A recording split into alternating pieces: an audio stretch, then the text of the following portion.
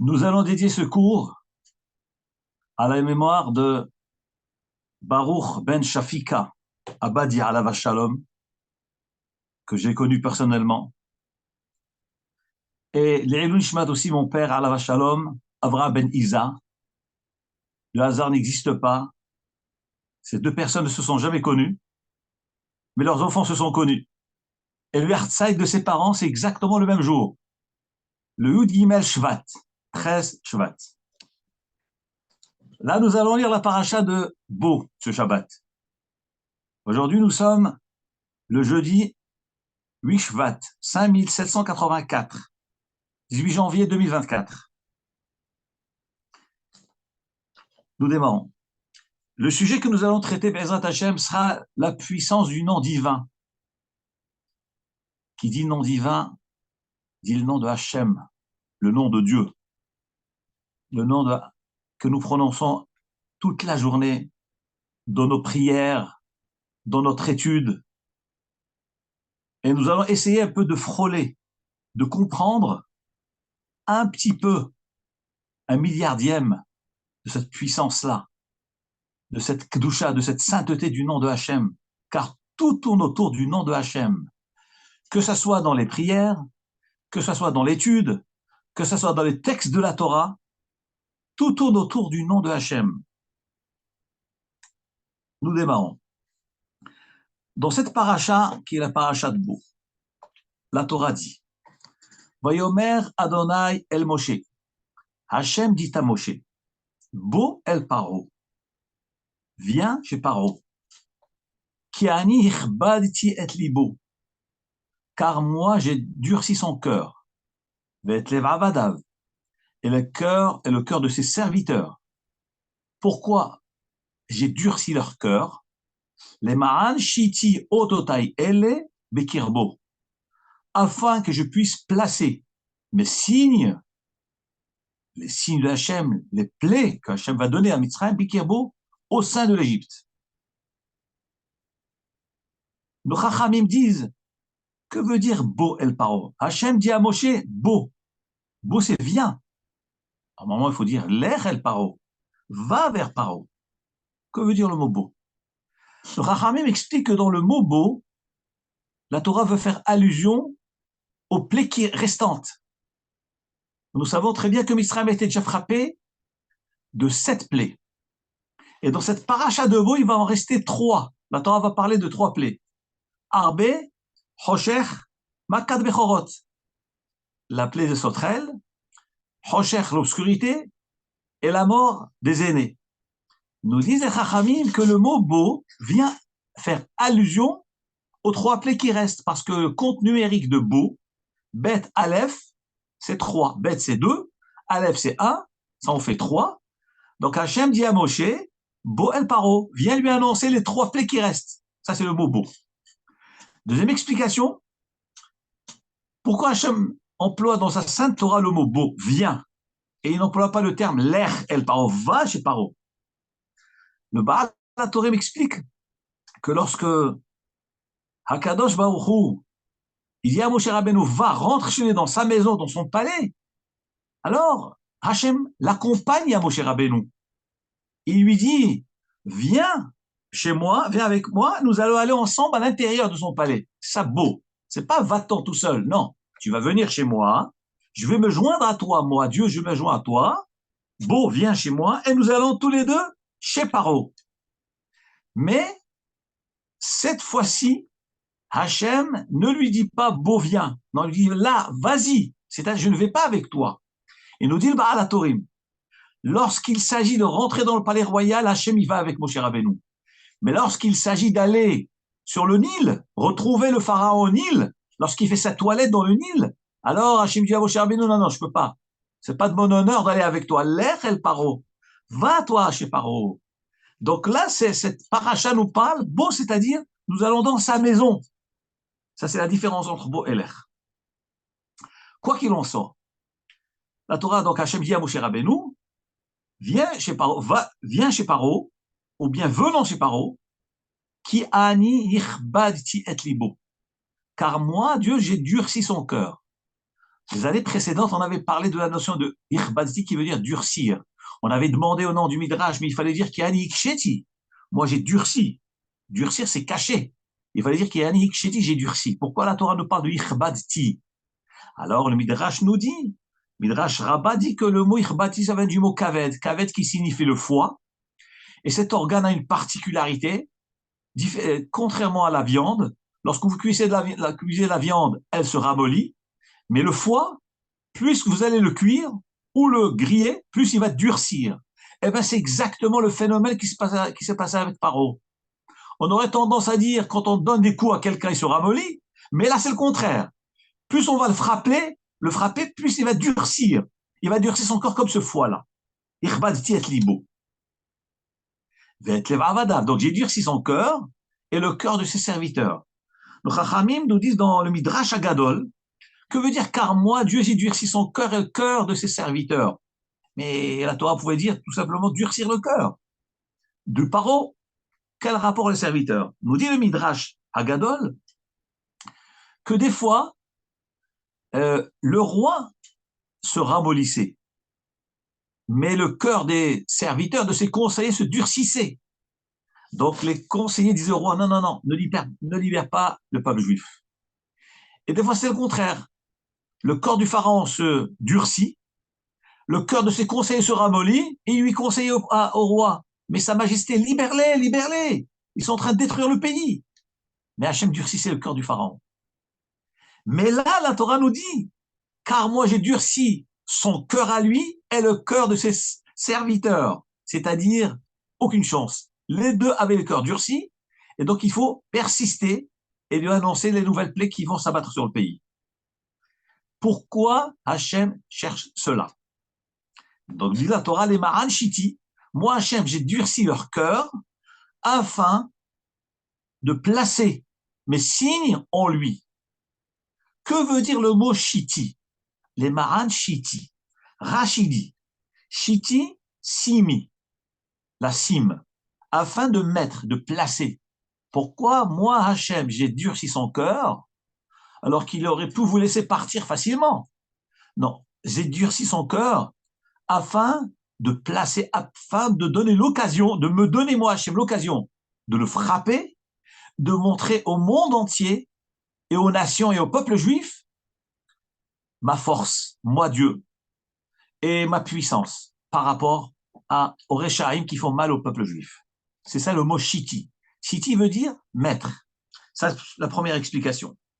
Deuxième explication, les Maran Shiti, nous dit le Midrash Lekartov, Shiti veut dire affaiblir, afin de l'affaiblir. Pourquoi moi, Hachem, je durcis le cœur de Paro et de ses serviteurs, afin de l'affaiblir, et ensuite pas en le frappant.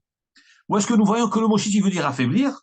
Car il est écrit dans le livre de Jérémie un avis, le chapitre 51, verset 30, le pasuk dit Nacheta Gevuratam. Leur force s'est affaiblie. Donc on voit Nacheta, c'est comme Shiti, qui veut dire affaiblir. Les Mahan Shiti afin d'affaiblir ce peuple. Troisième explication, et là justement c'est le sujet que nous allons traiter aujourd'hui. Que veut dire Shiti? Lié avec le nom de Hachem. Écoutez bien, des choses extraordinaires. Nous dit le Midrash à Bi'ur. C'est un Midrash qui est au manuscrit, Miktav Yad. Dit le Midrash à Bi'ur, les Mahan Shiti, il ne faut pas lire Shiti qui veut dire maître. C'est vrai que tous les sens que nous venons de dire sont vrais. Ou bien afin de placer mes signes en Mitzrayim, ou bien afin d'affaiblir. Mais tout est vrai, mais il y a autre chose qui est caché dans le mot Shiti. Que veut dire le mot Shiti? Dit le Midrash à Bi'ur, il ne faut pas lire Shiti qui veut dire maître, il faut dire Shete. Qu'est-ce que ça donne? Les Ma'an Shete Ototai Bikirbo. À cause de mes lettres en lui. Qu'est-ce que cela veut dire? Je vous relis le verset. Hachem dit à Moshe, viens chez Paro, car j'ai durci son cœur. Les Ma'an, à cause de, ou afin que, Shete Ototai, donc il ne faut pas lire Shiti, il faut dire Shete de lettres, Elle est celle-ci, Bekirbo en lui. On ne comprend pas ce que ça veut dire. On ne comprend pas le sens de ce pasouk selon le Midrash. Que veut dire? Viens chez Paro, car j'ai durci son cœur, les Ma'an, à cause de Shete Ototai de 2 lettres. Nous dit le Midrash à Biour. Abrou Rabotenu, nos Chachamim ont dit, Loulé Shitef Akadosh Baruchu, si Akadosh Baruchu avait associé Shete Otiyot Mishemo, 2 lettres de son nom sacré, Im Hartumim, avec les sorciers égyptiens. Quelle lettre? La lettre He et la lettre Yud, 2 lettres du nom de Dieu. Comme nous savons bien que le nom de Dieu est composé de 4 lettres. Yud, Ke, Vav, Ke.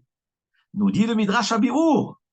Si moi, Kadosh Baruch Hu, si j'avais mis 2 lettres de mon nom, les lettres Yud et He, au sein des Égyptiens, des sorciers, Lo yachlou la'amod lifne Moshe. Ces sorciers n'auraient pas tenu debout devant Moïse, devant Moshe Rabbeinu. Qu'est-ce que cela signifie? Alors écoutez bien, chose extraordinaire, vraiment extraordinaire. Hakadosh Baruch Hu a décidé de frapper l'Égypte. Les Mitzrim, par les 10 plaies. Ici, la Torah nous dit, moi, Hakadosh Baruch Hu, j'ai durci son cœur. Pourquoi j'ai durci? Parce que je n'ai pas mis les lettres Yud Ke. Donc, n'oublions pas que le Mahanchiti, revenons, on va expliquer que à travers ce Midrash-là, le Midrash Abiour. Moi, Hakadosh Baruch Hu, j'ai durci le cœur du Pharaon et de ses serviteurs. Pourquoi? À cause de quoi? Car je n'ai pas mis 2 lettres de mon nom en eux. Qu'est-ce que ça veut dire? Hakadosh Baruch Hu a tous les moyens d'éliminer les ennemis, d'affaiblir nos ennemis, de les faire disparaître, d'affaiblir Mitzrayim, de neutraliser les sorciers qui, eux, venaient contrer la prophétie de Moïse. Comment Hakadosh Baruch Hu il laisse faire les sorciers lorsque Moshe Rabbeinu veut montrer au Pharaon que c'est Dieu qui l'envoie? Donc, il fait le miracle avec l'eau qui devient du sang, le miracle avec les sauterelles, les grenouilles qui sortent de l'eau. Et les sorciers égyptiens arrivent à reproduire cet acte. Pourquoi? Pour montrer au Pharaon et au peuple, non, c'est ce que Moïse vous raconte, c'est des histoires, c'est de la sorcellerie. La preuve, c'est que nous sommes en mesure de réaliser ce que lui fait. Donc, ce n'est pas une preuve que Dieu l'envoie, nous ne connaissons pas de Dieu ici. Il n'y a pas de Dieu. Mais Hachem, le maître du monde, comment a-t-il pu laisser faire des sorciers contrer la prophétie qu'il a transmise à Moïse? Il aurait pu tout simplement les bloquer. Il y a la sorcellerie, Hachem les bloque. Comment Hachem va les bloquer? Avec les 2 lettres de son nom, Yud et He. Donc Hachem n'a pas mis Yud et He auprès des sorciers. Donc ils étaient libres de leur mouvement. Ils ont fait la sorcellerie. Ils ont réussi. Mais pourquoi Hachem fait cela? Mais Hachem, punis-les, freine-les. Et des fois, on se dit, mais pourquoi nos ennemis arrivent à faire des coups terribles au peuple juif? Ils réussissent. Mais non, mais tu ne sais pas pourquoi. Parce qu'Hachem leur prépare un mauvais tour. C'est ce que nous vivons actuellement.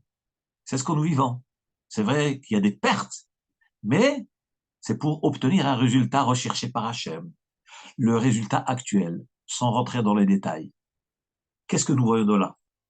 Nous dit le Midrash, Hakadosh Baruch Hu n'a pas mis ces 2 lettres Yud-Ke au sein des sorciers, c'est-à-dire les lettres de cette force du nom de Hachem qui va freiner toute impureté, qui va faire fuir les forces du mal, qui va anéantir et neutraliser les sorciers. Hachem ne les a pas neutralisés. Il les a laissés faire. Mais pourquoi? Les ma'an ke'anich batziat libo. Car j'ai durci son cœur. Pourquoi? Le ma'an tesaper be'ozne bincha. Le verset qui suit dit, afin que tu puisses raconter be'ozne bincha dans les oreilles de ton fils, ou ben bincha, et ton petit-fils, et asher itallati be Mitzrayim, tout ce que je me suis moqué et ri de Mitzrayim. à travers les signes et les plaies. Et à travers les actes, les miracles des 10 plaies que j'ai mis en eux, vidatem, et vous saurez que Ani Adonai, que c'est moi le maître du monde. Nous voyons de là une leçon extraordinaire. Une première leçon, c'est que des fois, on se dit, mais où est Hachem?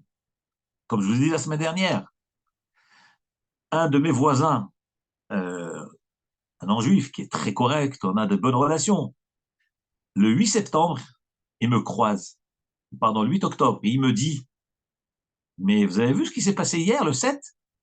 Mais où est votre Dieu? J'étais, évidemment, ça m'a bouleversé. Mais quand on lit la paracha, on comprend. Hakadosh Baruch Hu a son programme, Hakadosh Baruch Hu a son projet, il a son objectif clair, il sait très bien où aboutir. Et c'est ce que la Torah nous dit. Hachem aurait pu freiner les Mitzrayim, il aurait pu les bloquer dans leur sorcellerie. Non, avec les 2 lettres Yudke, Vavke, Yudke, il aurait freiné. Hachem n'a pas voulu. Pourquoi? Afin que les choses se réalisent, qu'ils aient l'impression, oui, on a gagné, on est victorieux, on a remporté la victoire. Mais cette victoire, elle est illusion. C'est une illusion, parce qu'en fin de compte, c'est leur échec. C'est leur échec. Et Hachem, à travers l'échec qu'il va donner à Mitzrayim, va montrer à l'humanité tout entière sa force, sa puissance, et qu'il est le maître du monde. Première leçon. Deuxième leçon, le nom de Hachem. Yudke, un nom d'une puissance extraordinaire. C'est-à-dire, avec ces lettres-là, on peut freiner tout. On peut freiner des armées gigantesques. On peut freiner des régiments. 2 lettres du nom d'Hachem, Yud-Ke. Alors là, on ne parle pas de Yud-Ke, Vav-Ke, du nom entier du nom d'Hachem. Nous, Hakadosh Baruch Hu nous a privilégiés. Il nous a donné la Sainte Torah. Cette Sainte Torah est pleine de noms de Hachem. Des milliers de fois, Vaidaber Adonai El Moshe, Vayomer Adonai El Moshe. Toute la Torah est pleine du nom de Hachem. Ensuite, nous avons le Sidour de prière, le livre de prière de Tfila. Vous n'avez pas une phrase où il n'y a pas le nom de Hachem. Toute la prière est pleine de noms de Hachem. Je vais vous dire, faire part de ce que Rabbi Shimon Bar Yochai, Alav HaShalom, nous a enseigné. Ces enseignements, Rabbi Shimon les a écrits dans le livre qui s'appelle Sefer HaTikonim. Rabbi Shimon, à part le Zohar HaKadosh qu'il a écrit, qui est un livre de Kabbalah, il a écrit aussi un livre qui s'appelle Shiv'im Tikunim, qui signifie les 70 réparations. Ce livre-là, il l'a écrit dans la grotte, lorsqu'ils étaient en fuite des Romains. Comme Gemara nous dit dans le traité de Shabbat, page 33, côté B. Chez Rabbi Shimon Bar Yochai a fui les Romains. Et la Gemara nous dit, il s'est caché dans la grotte, et là, pendant 13 ans, Rabbi Shimon Bar Yochai, avec son fils Rabbi Lazar, ont étudié du matin au soir, et du soir au matin. Ils dormaient très peu. Et ils ont écrit, Rabbi Shimon a écrit le livre Sefer HaTikonim. Il écrit dans la Hakdama, dans la préface de Sefer HaTikonim. Sachez, David Amelech a écrit dans son livre de Tehilim un verset. D'ailleurs, ce pasouk-là, nous le lisons tous les jours dans la Tfila. On prête pas attention. Le pasouk dit Romemot el bigronam veherev pipiyot biyadam. C'est un pasouk dans le Tehilim que nous lisons après Baruch She'amar. Romemot el bigronam, louez Hachem, ils louent Hachem, le peuple juif loue Hachem, bigronam, par leur gorge, travers leur gorge, la voix qui sort. Veherev pipiyot biyadam, ils tiennent dans la main une épée tranchante. La'asot nekama bagoim, tochechot baleumim, afin de faire nekama, une vengeance dans les nations, et remontrance au peuple. Que signifie ce verset que David Amelech a écrit dans le livre de Tehilim? Et vous savez bien que David Amelech, lorsqu'il a écrit les psaumes, il a écrit Beruach HaKodesh. C'est écrit par prophétie. Donc, ce n'est pas juste des psaumes et des chants et des poésies. C'est tout est Beruach HaKodesh. C'est des révélations qu'Hachem a données à David Amelech. Donc chaque verset de Téhinim, c'est des versets profonds qui renferment en eux des révélations, des grands secrets de la Torah. À tel point que Rabbi Shimon Bar Yochai, le maître de la Kabbalah, le maître du Sod, lui a besoin de prendre des psukim du roi David et de les expliquer. Donc imaginez-vous le degré du roi David. Si Rabbi Shimon Bar Yochai, avec sa grandeur, avait besoin d'interpréter les versets du roi David et de sortir des grands secrets, c'est que le roi David était à des années-lumière de Rabbi Shimon. Très haut, très haut, très haut. Que nous dit le roi David? Romemot el bigronam. Louez Hachem.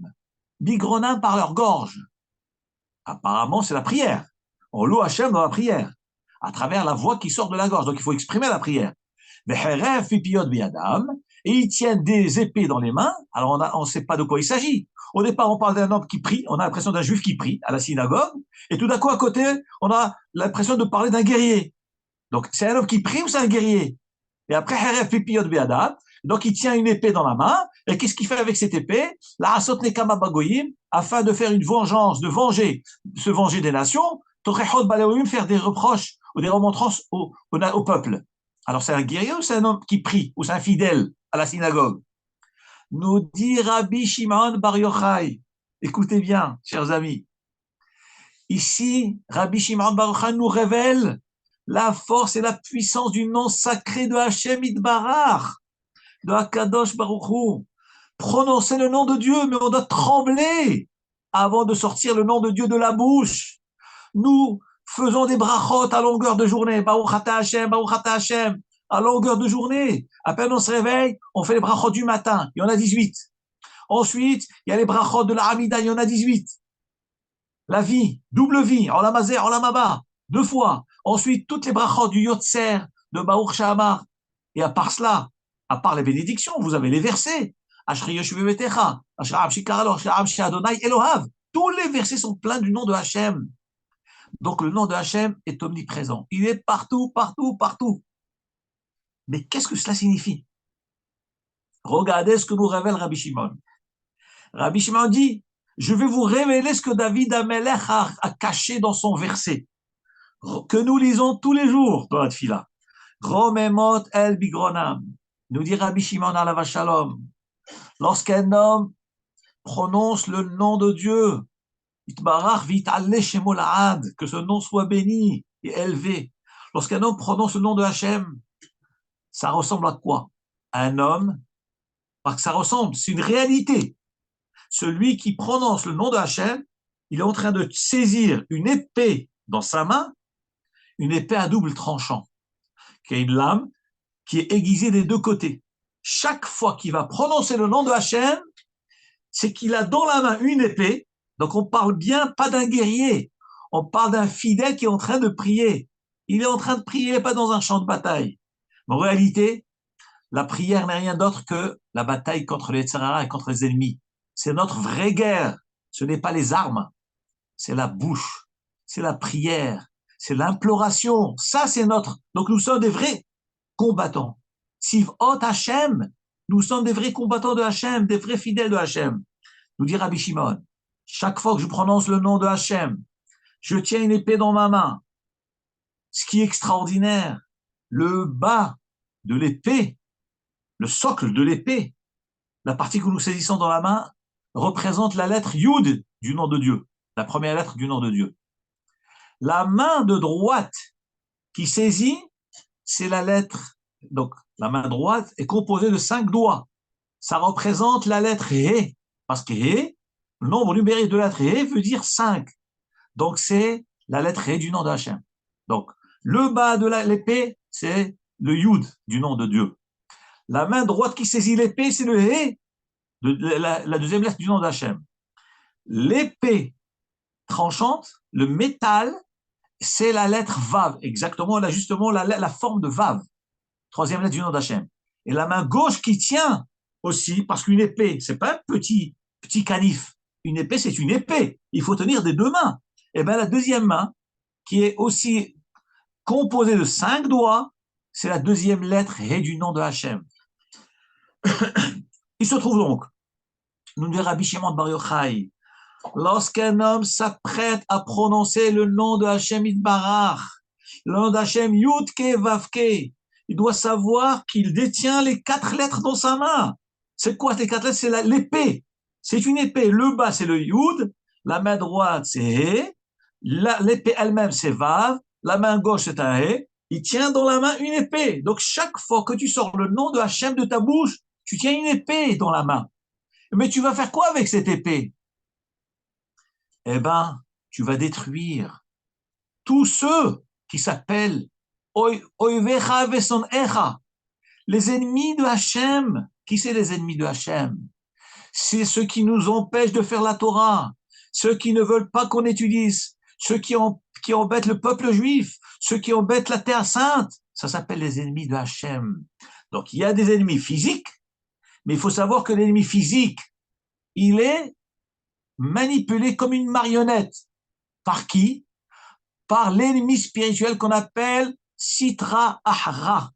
L'autre côté, sa traduction du mot Sitra qui veut dire l'impureté. Il y a des malachim, des anges d'impureté, des mauvais anges qui viennent et qui incitent les humains à faire du mal au peuple juif. Par le fait de prononcer le nom de Hachem, je détruis les forces du mal spirituel et par conséquent, les forces du mal matériel n'ont plus sens d'exister, elles disparaissent parce que vous coupez les cordes de la marionnette ne bouge plus. Eh bien, c'est comme ça que ça fonctionne. C'est comme ça que ça fonctionne. Et comment je détruis tout cela? Comment je neutralise tout cela? Par le nom de Hachem. Par le nom de Hachem. Regardez ce que nous révèle Rabbi Shimon dans les mots des psaumes du roi David. Romemot el bigronam. Lorsque toi, peuple juif, tu loues, tu élèves, Romem veut dire élever. J'élève, Dieu, bigronam dans leur gorge en prononçant le nom de Dieu. Sache, qu'est-ce que tu fais là? Tu manipules quoi? Veherev pipiot biadam. Tu es en train de manipuler l'épée, une épée tranchante dans ta main. Tu es en train de manipuler l'épée. C'est-à-dire, attention, c'est qui tout double. Lorsqu'on a une arme et on ne sait pas la manipuler, on la dirige mal, qu'est-ce qui se passe? Chas ve shalom, ça peut tuer la personne elle-même. Ça peut détruire la personne elle-même. Autant cette épée va te protéger, elle va détruire tes ennemis, et autant elle peut se retourner contre toi. D'ailleurs, dans la Torah, lorsque Akadosh Baruch Hu a renvoyé Adam du paradis suite à la faute qu'il avait commise, Akadosh Baruch Hu a installé Heref Amitapechet, une épée qui se tourne à l'entrée du Gan pour que personne puisse rentrer au Gan Eden. Pourquoi ça s'appelle Heref Amitapechet? Parce que l'épée, c'est un double tranchant. Et attention, l'expression française qui dit double tranchant, ça veut dire quitte ou double, ou pour le bien ou pour le mal. Mais c'est vrai que ça se traduit aussi par double tranchant, c'est-à-dire qu'elle est aiguisée des deux côtés. On peut taper des deux côtés, mais en réalité, c'est que tu peux taper en face et tu peux taper sur toi-même. C'est ça double tranchant. C'est aussi péjoratif. Et le nom d'Hachem, il est aussi comme ça. C'est une épée, Heref Pipiot, elle coupe des deux côtés. Tu dois faire attention. Le nom d'Hachem est sacré. Avec ça, tu peux détruire tout ce qui est autour de toi. Heref Pipiot Be'adam. La asot nekama bagoyim, tu peux te venger des nations, de ceux qui te font mal, de ceux qui ne veulent pas te laisser vivre, de ceux qui t'empêchent de garder la Torah et la mitzvot. Mais attention, ça peut se retourner contre l'homme. Faire attention. Ça, c'est le cours du nom de Hachem. L'Agmara, le Kaf HaChaim, Alav HaShalom, nous raconte qu'il y a une sorte d'un grand Talmid Chacham, un grand tzaddik, qui est décédé, et il est venu en rêve aux gens de sa ville, à des chachamim, des rabbanim de sa ville, et il leur a raconté ce qui s'est passé là-haut, après son décès. Et il a dit, voilà ce qui s'est passé, c'est que moi, j'ai quitté ce monde, âgé, on m'a accueilli d'une façon extraordinaire. Et dans le ciel, on entendait que tout le monde disait, il a accompli toute la Torah entière, il a tout étudié, il a tout accompli. Et puis j'étais très content. Et à un moment, on m'a amené un Sefer Torah. Donc c'est le Rav qui raconte dans le rêve, après son décès. Il dit, on m'a amené un Sefer Torah. Et Et moi, j'ai dit, tout Sefer Torah, j'ai accompli de là, d'une extrémité à l'autre. Et on m'a posé une question.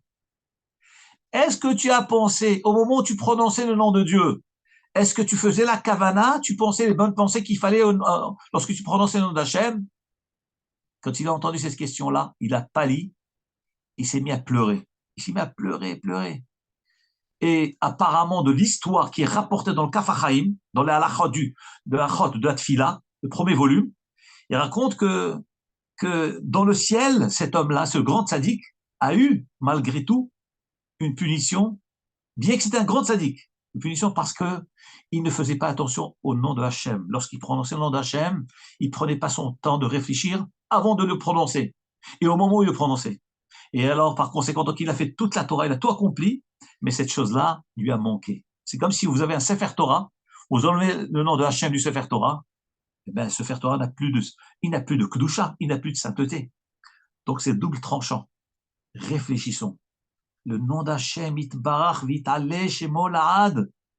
Le Shulchan Aruch dit dans Orachaim, lorsqu'un homme entend son ami faire une bracha, Baruch Ata Adonai, le nom de Hachem, il doit tout de suite dire Baruch Hu ou Baruch Shemo.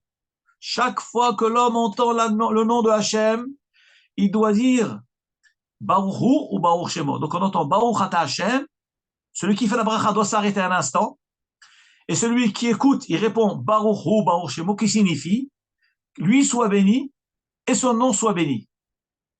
Chaque fois qu'on entend le nom d'Hachem, il faut répondre Baruch Hu, Baruch Shemo. Pourquoi?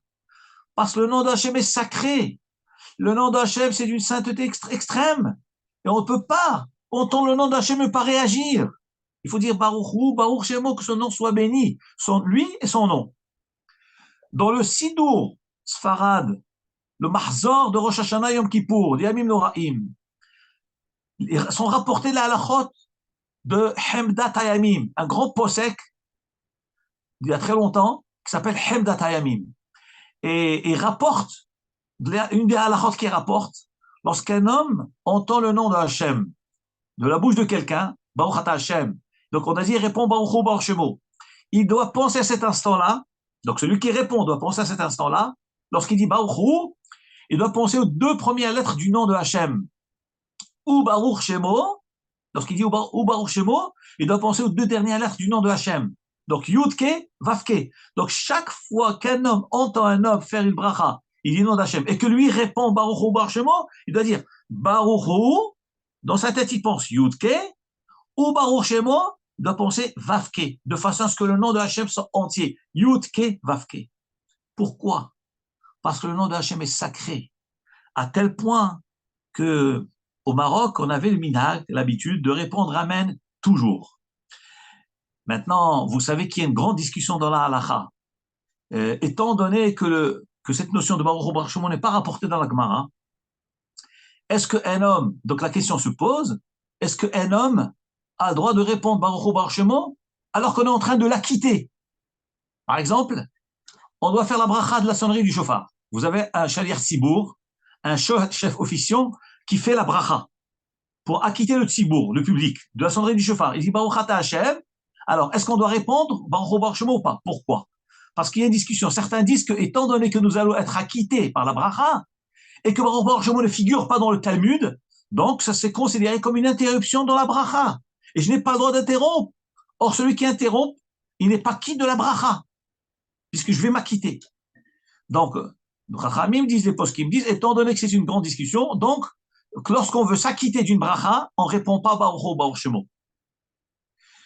Cependant, si on ne s'acquitte pas de la bracha, on répond comme le Shulchan Aruch lui-même il dit. Le Shulchan Aruch lui-même il dit qu'il faut répondre Baruch Hu Baruch Shemo. Il faut savoir qu'au Maroc, il y avait notre minhag. Il dit Rabbi Baruch Toledano, qui était le dayan de Meknes, dans son livre Kitsur Shulchan Aruch, il dit qu'au Maroc, on avait l'habitude de répondre toujours Baruch Hu Baruch Shemo, même dans les bénédictions où on doit s'acquitter. Et il dit, si un homme a l'habitude de répondre, ben, il faut le laisser, il ne faut pas lui crier. Il ne faut pas lui crier. Parce qu'il a sur qui s'appuyer, il peut toujours répondre. Mais sinon, l'idéal, on ne répond Baruch Hu Baruch Shemo que si on ne doit pas s'acquitter d'une bracha. Mais si on doit s'acquitter, il ne faut pas répondre parce qu'on rentre dans un autre problème. Mais quoi qu'il en soit, Lorsqu'on entend le nom de Hachem, tout le monde est d'accord qu'il faut dire Baruch Hu Baruch Shemo, que son nom soit béni et que son souvenir soit béni. Donc on voit de là, de ce que Rabbi Shimon Bar Yochai a révélé dans ce passouk là de Tehillim, Romemot el bigrona v'heref ipiod bi'adam. Lorsque toi l'homme, tu prononces le nom de Hachem, tu as une épée dans la main. Et le Zohar, et le Tzikonim, il dit, il rajoute autre chose, il dit, lorsqu'un homme fait la kavana au moment où il prononce le nom de Hachem, il est en train de saisir l'épée. Il doit savoir qu'avec cette kavana qu'il fait dans le nom de Hachem, il est en train de donner un coup d'épée autour de lui, il fait tomber des milliers de forces du mal qui l'entourent. Il dit Zohar Akadot, des milliers de forces du mal qui l'entourent. Pourquoi? Comment il fait ça? Avec la puissance du nom de Hachem. Tu as dit le nom de Hachem, avec kavana Baruch Ata Hachem, ou bien tu as dit dans un passage que le nom de Hachem, tu es en train de détruire des milliers de Korot Atoma qui sont autour de toi, qui sont les ennemis, l'origine des ennemis physiques, l'origine. Et c'est une fois qu'on a détruit ces forces du mal spirituel, automatiquement, l'ennemi physique n'existe plus puisqu'il est poussé par l'ennemi spirituel. Et ça, c'est en prononçant le nom de Hachem. Semblable à un homme qui a l'épée et qui a autour de lui des milliers d'ennemis, il donne un coup, il tranche en un coup avec son épée, il fait un tour sur place, et bien il coupe des têtes tout autour de lui. Comment? Par la kavana du nom de Hachem. Regardez ce que c'est le nom de Hachem, le coureur du nom de Hachem. Vous savez que dans la paracha de la semaine dernière, Moshe Rabbeinu, je crois que c'était dans Shemot, il me semble, dans Shemot. Dans Shemot, Moshe Rabbeinu donc a grandi, on nous dit, il a grandi dans le palais du pharaon. Le premier jour, il sort et il voit un Égyptien qui frappait un Ben Israël.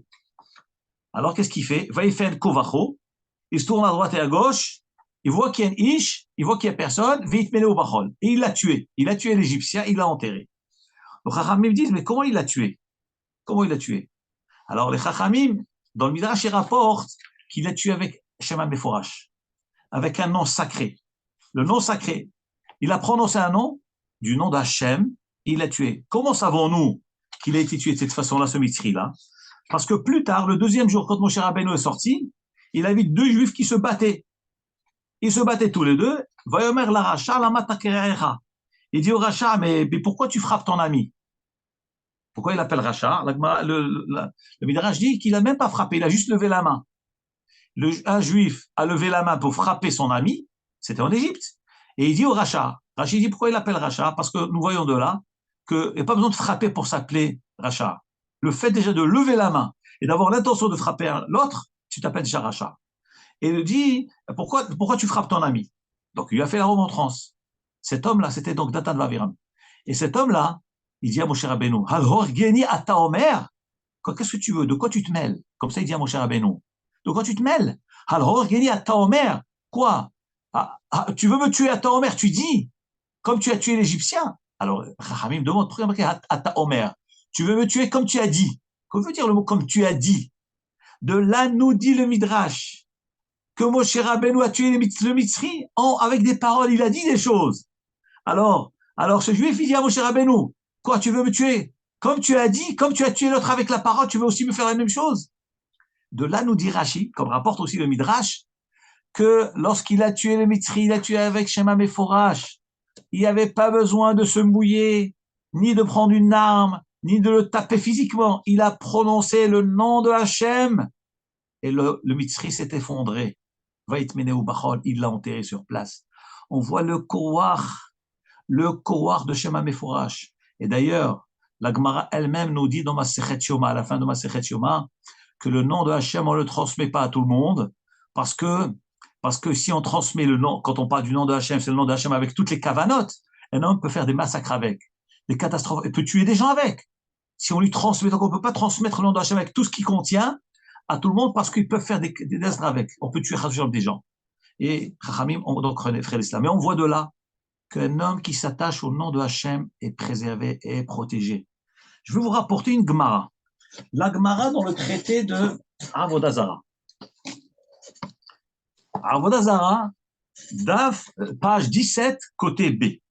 La Gemara nous raconte l'histoire de Rabbi Hanina ben Teradion. qui était un des 10 martyrs qui a été tué par les Romains. La Gemara nous dit que Rabbi Hanina ben Teradion a été tué par les Romains d'une manière terrible, d'une manière atroce. Il a été jeté dans le feu, enroulé dans un Sefer Torah. Et la Gemara nous dit comment ça se fait qu'il a été condamné de cette façon-là. La Gemara dit parce qu'il était Hoget Hashem beotiotav, parce qu'il prononçait le nom de Hashem à travers ses lettres. Et c'est une chose très grave. C'est comme si maintenant vous venez chez le roi et vous l'appelez par son prénom, comme si c'était votre copain, votre ami. C'est une chose très grave. Donc prononcer le nom de Hashem, Yud-Ke, Vav-Ke, est une chose très grave.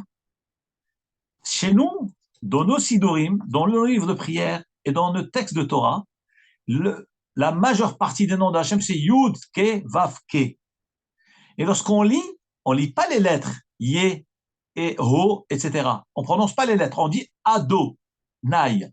Donc il y a des lettres écrites en face des yeux, mais on ne lit pas les lettres écrites, on lit autre chose. C'est ce qu'on appelle le souvenir de Hachem. Pas le nom de Hachem, mais le souvenir de Hachem qui est le maître du monde. Adon qui veut dire Adonai qui veut dire le maître, mon maître. Mais on ne dit pas les mots. C'est comme je vous ai dit tout à l'heure, on n'a pas le droit de prononcer le nom de Hachem. On ne tutoie pas le roi. Et alors, Rabbi Hanina ben Teradion a été condamné. Pourquoi? Parce qu'il prononçait le nom de Hachem. La Gemara dit quoi? Mais il ne savait pas que c'était interdit. Mais tout le monde sait que c'est interdit. Et pour Rabbi Hanina ben Teradion, c'est un grand géant de la Torah. La Gemara dit, c'est vrai. Il savait que c'était interdit, mais seulement il le faisait pour apprendre. Et apprendre, on a le droit. Pour apprendre la prononciation, l'écriture, les lettres, la pensée, on a le droit pour apprendre. Alors la Gemara demande, donc s'il avait le droit, alors pourquoi il a été puni de cette façon-là? La Gemara dit parce qu'il le faisait en public. Il ne devait pas le faire en public. Par respect au nom de Hachem, tu veux apprendre le nom de Hachem, tu le fais discrètement, chez toi, entre 4 murs, mais pas devant en public. Et comme il l'a fait en public, il a été puni. Donc c'est un manque de kavod vis-à-vis d'Hachem. Nous dit Rashi, qu'est-ce que ça veut dire qu'il était rogué Hachem beotiotav? Dit Rashi, Dorsho be'arbaim ushtaim otiot. Il étudiait le nom de Hachem avec ses 42 lettres. Ve'o sebo, il en faisait ma shiuchafet, ce qu'il veut. Nous dit Rashi, regardez ce qu'il dit Rashi. Qu'est-ce que c'est le nom Shema Meforash que Rabbi Hanina ben Teradion utilisait, apprenait? C'était les 42 lettres. Là, jusque-là, nous avons parlé que de 4 lettres. Yud, Ke, Vav, Ke. Ça, c'est le nom de Hachem. Rashi nous parle de 42 lettres. Et que lui étudiait les 42 lettres qui composent le nom de Hachem. Et celui qui connaît les 42 lettres peut faire ce qu'il veut. Ce qu'il veut. Il peut créer, il peut détruire, il peut mettre le feu partout. Regardez les mots de Rashi.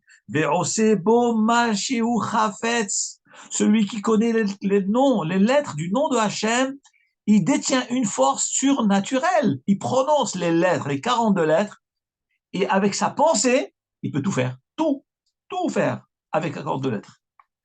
Nous dit Tosfot, les commentateurs du Talmud, c'est Tosfot, Hoget Hachem, Rashi, alors il rapporte l'avis de Rashi qui dit 42 lettres. Et il dit, mais il faut savoir une chose, Verov ha'olam, la majeure partie des Chachamim explique autrement que Rashi. Rashi lui dit que le nom de Hachem est composé de 42 lettres. C'est ça le nom que Rabbi Hanina prononçait. Mais le Rov des Mefarshim explique, comme dit Tosfot, c'est le fameux nom Kadosh de 4 lettres, Yud, Ke, Vav, Ke. Shem HaMiyuchad, le nom sacré, des Otiyot, Shel HaTevot, avec les Otiyot, les lettres. Veze En Laasot, et ça on n'a pas le droit de prononcer. On n'a pas le droit de prononcer le nom d'Hachem des 4 lettres. Donc Rashi Tosfot, tu dis c'est 4 lettres.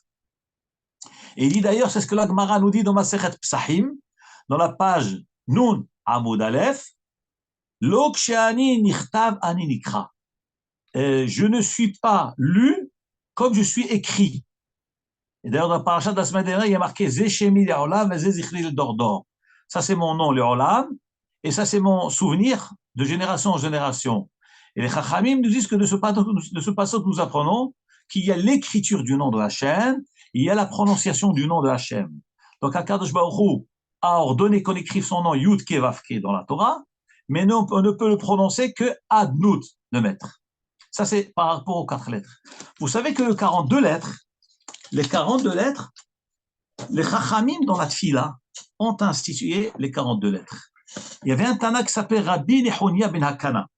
Rabbi Nehonia a écrit une prière que nous faisons tous les jours dans la Tfila. Ceux qui se lèvent tôt à la Tfila, qui viennent avant Baruch She'amar, c'est le fameux Anna Bekoach. Et je voudrais vous traduire un petit peu avec le peu de temps qui nous reste, qu'est-ce que c'est Anna Bekoach et les schémas qui est marqué dedans. Dans la prière, alors, ou bien le matin, avant les korbanot, après les korbanot, on dit Anna Bekoach, ou bien le vendredi soir, aussi avant les Chadodi, on dit Anna Bekoach, aussi. Cette prière est d'une puissance extraordinaire. Alors, cette prière, le Anna Bekoach, elle contient 7 phrases. 1, 2, 3, 4, 5, 6, 7. 7 phrases qui correspondent aux 7 jours de la semaine. Donc, chaque phrase, elle est liée à un jour de la semaine. Et d'ailleurs, quand on fait Kriyat Shema du coucher, Kriyat Shema à la mita, chaque soir, nous devons faire le verset qui correspond au jour.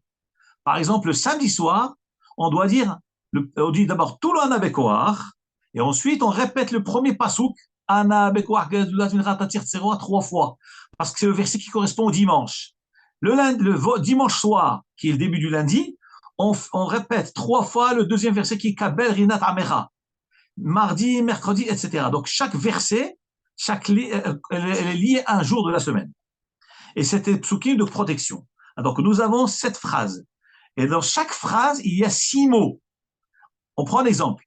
La première phrase. Ana bekoach. Gedula jiminecha tatir tserura. Là, il y a 6 mots. Donc chaque phrase. Donc nous avons 7 lignes, 7 phrases. Et dans chacune des 7, il y a 6 mots. Alors retenez, chaque 6 mots, c'est-à-dire chaque phrase qui est composée de 6 mots, elle a des initiales. Donc s'il y a 6 mots dans la phrase, donc il y a forcément 6 initiales. Alors les lettres initiales, c'est quoi? Ana, Bechoach, Aleph, Bet, Gedulat, Gimel. Yemincha, Tatir, Tserwa, Yud, Taf, Tzadé. Donc il y a 6 lettres qui composent 2 mots. Donc je récapitule, c'est vrai que c'est un peu compliqué. Donc nous avons la Tfila Ana Bechoach, qui est composée de 7 versets.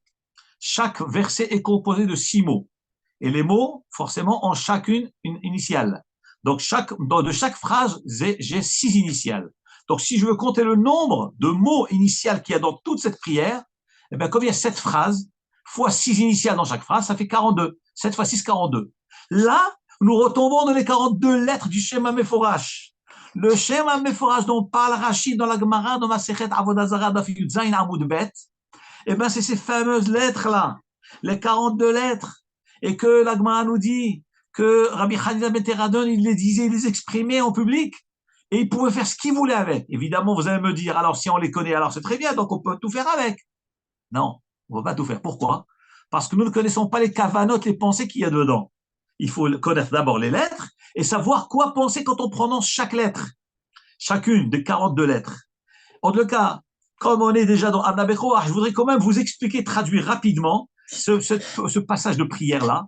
Comme ça, au moins, Be'ezat Hashem, quand on va faire la tefila, on va penser à cela. C'est une puissance terrible, cette prière. Qu'est-ce qu'on dit à Hashem? Anna, je t'en supplie. Bekoach, donc on s'adresse à Dieu, on lui dit, Anna, on te supplie. Bekoach, par la force. Gedulat, la grandeur yeminecha de ta droite. Par la grande force de ta droite. Tatir tseroura, détache-le, libère-nous des tsarot, libère les otages, libère les prisonniers, libère le peuple de l'exil. Déjà, regardez la puissance, et on déclenche la puissance à travers la force de la grandeur du bras droit de Hachem. On lui dit, par cette puissance extraordinaire, Tatir tseroura, libère le nœud, libère tout. Deuxième verset, Kabel rinat amecha. Accepte la prière, la joie, l'allégresse de ton peuple. Sagevenu, c'est-à-dire on dit Hachem, accepte notre prière, ce qu'on vient de te demander. Sagevenu, protège-nous. Taharenu, purifie-nous, Nora, toi qui es redoutable. Donc tout cela, ça c'est la deuxième phrase. Troisième phrase, Na Gibor, on te supplie, toi le héros, toi le fort, Hachem. Dorshira, ceux qui cherchent ton unité, ceux qui cherchent à déclarer que tu es un, qui va protéger comme la pupille de l'œil. On dit Hachem, tous ceux qui te défendent, tous ceux qui défendent ton honneur, qui propagent ton unité dans le monde, qui va protège-les comme la pupille de l'œil. Barechem, bénis-les, Taharem, purifie-les. Rahamet tzidkatecha, la pitié de ta justice, Tamid Goblem, fais-leur, déverse ta bonté sur eux, et nous parmi eux. Hassin Kadosh, toi qui es la protection, qui est sacrée, Berov Touvra, par ta grande bonté. Nahel Adatecha, dirige ton assemblée, dirige le peuple juif, ne les laisse pas se perdre dans l'exil. Yahid Ge'e, toi le seul, l'unique, Ge'e qui peut s'orgueillir. Personne ne peut s'orgueillir parce que on a tous des prétentions. Mais Hachem, c'est une vraie vérité. Et pour oui s'orgueillir, l'orgueil est une qualité. Mais pour qui? Pour celui qui a les qualités, qui n'est pas prétentieux. Et Hachem, comme il a toutes les qualités, donc effectivement, il peut. C'est le seul qui peut s'orgueillir. Yahid Ge'e, le seul qui peut s'orgueillir. Les Amechapene, tourne ta face vers tes enfants, vers ton peuple. Zohre Kedushatecha, ceux qui se souviennent de ta sainteté. Je termine avec cette phrase. Shav'atenu kabel, notre imploration accepte. Ushma tza'akatenu, écoute notre cri de prière. Yodea to'alumot, toi qui connais la pensée, qui scrute les cœurs. Regardez la puissance de cette fille-là. Et dans cette fille-là qui a été écrite par Rabbi Nechonia ben Akana, des Tanaïm, il a caché dedans les 42 lettres du Shema Meforash, le nom Meforash, qui détient toutes ses forces. Et après on dit, que le nom d'Hachem soit béni et honoré. On voit de là, un homme doit dorénavant réfléchir avant de prononcer le nom d'Hachem. Avant de dire le nom d'Hachem, réfléchir. Lorsqu'on dit Adoshem, je termine avec cela, Baruch béni ata toi Hachem. Donc il faut penser d'abord, lorsque je dis Adonai, oui, il faut penser Adonakol, le maître du monde, de tout. Haya, il était, il est, il sera. Parce que l'attitude qui va, il est, il était, il le sera. Et Adnout, c'est le maître du monde. Et ensuite, au moins ça, si on arrive à penser à chaque fois, prendre son temps. Et si on ne peut pas tout, alors au moins dans les brachot, dans les bénédictions, faire penser à cela. Baruch ata Hashem, penser Adonakol, maître du monde, il était, il est, il sera le maître du monde. Et ensuite, on avance. Déjà, ça nous donne un mérite de prendre du sérieux avant de prononcer le nom d'Hachem. Je termine là. Qu'Akadosh Baruch Hu nous protège, qu'Hachem protège l'Arab Israël, qu'Hachem sauve nos soldats, qu'Hachem guérisse nos malades, et les Inushmat, tous les Niftarim, l'Avdi Ben Chaim L'Chaim, et que très bientôt puisse avoir le Sroud de Tihyat HaMetim, résurrection des morts, et retrouver nos proches et nos familles et danser et chanter avec eux, avec la venue de Mashiach, et bien Beit HaMikdash, Yerushalayim, Amen. Baruch Adonai Le'olam, Amen, Amen. Shabbat Shalom.